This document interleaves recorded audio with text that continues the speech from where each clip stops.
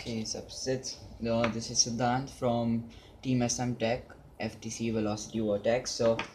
Um, I've made this video to actually solve the doubt of what's inside the gearbox of a Tetrix motor.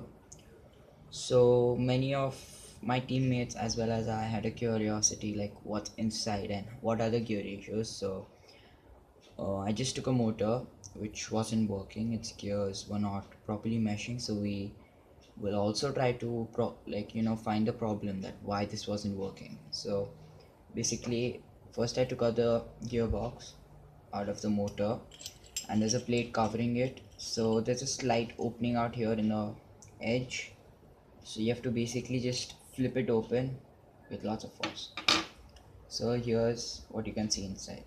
Like this is the normal shaft to which we attach our attachments, and there are actually 4 gear sets inside this, and one more will be the motors. So this is a pure gain in torque or gain in force or a force multiplier ratio. So here let's take out all what's inside. So basically all that is left now. So you can have a nice look at what the parts are. So this is one gear, this is the second gear, and this is the third one. So if you see all these gears, this one is perfect. Like it has slanted gears, gear teeth. That means it's for the motor. This one might be attached to it like this way. And yes, and this gear has the main problem, which was the reason why our motor wasn't working. If you see, its gears completely broken. So yes, it can also be a precaution that why teams shouldn't actually put too much load, or you know just move the gear or the shaft with their hand. This is what might happen, because if you move it with your hand, what happens is the power, it becomes a speed multiplier, and actually these gears are not meant for that reason. So that might again cause a problem, and it might break your teeth. So this is why like this part's broken and the whole thing's not working. So if we see, if we try to arrange them like in the original order how they were placed before, there's this big gear inside, and then this small one is put in, and we'll put it inside this shaft right here. So going like that.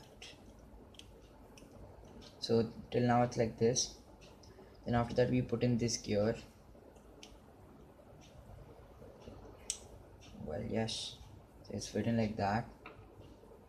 And yeah, the last gear which is attached to the motor goes in there. So, and then there are also small spacers which I found out. So I think these just act like stoppers.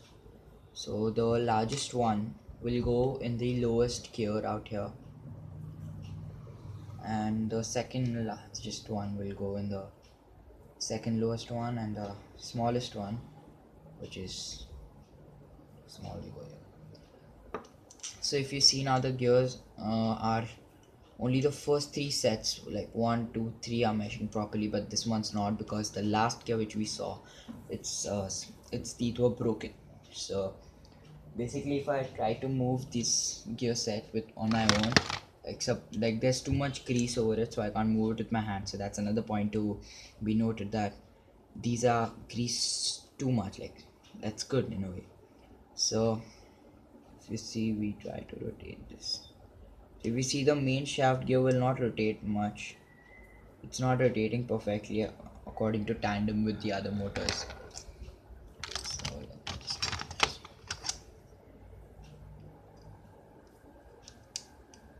okay, wait, I'll just find a perfect object so that you can see how they mesh.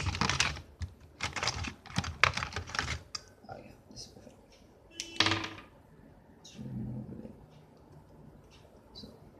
So that's all. So I hope you learn that you shouldn't actually why you shouldn't actually move the shaft with your hand. So like what problems can it cause, and I think that might be one of the most probable reasons that why the gear might have broken. So it's not a high speed or a speed multiplier gear ratio. That's why if you move it with your hand, it becomes a speed multiplier, so the gears have more chances to break. And yes, finally, it's closed like that. So this is how your normal FTC or Tetrix motors gearbox looks like. So I hope you don't break any motors to just find out what it is. Thank you.